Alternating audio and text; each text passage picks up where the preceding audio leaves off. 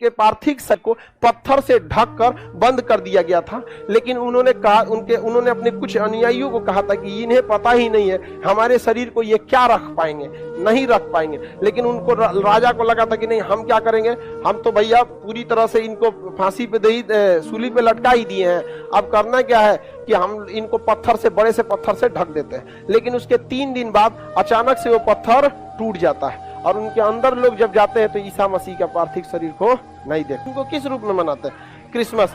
लेकिन ईसा मसीह को सूली पर लटका दिया, सूली पर लटका दिया गया। अब बताइए, इतने अच्छे इंसान को सूली पर लटका दिया गया, उसके बाद भी वो कह रहे थे हे प्रभु इन्हें माफ कर दीजिएगा।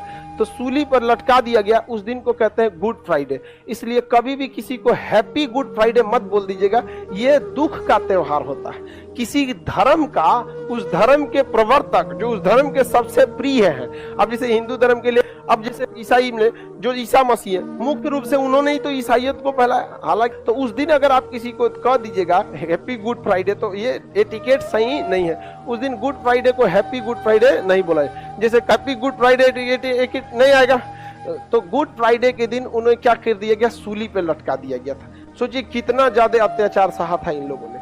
विद्यार्थी जीवन को भी धर्म से कुछ प्रेरणा लेना चाहिए। तो जब तक आप तपाया नहीं जाएगा तब तक ही सोना चमकेगा नहीं। तो आप लोग अपने इसके लिए तैयार रहेंगे, आप लोग हमेशा तपने के लिए।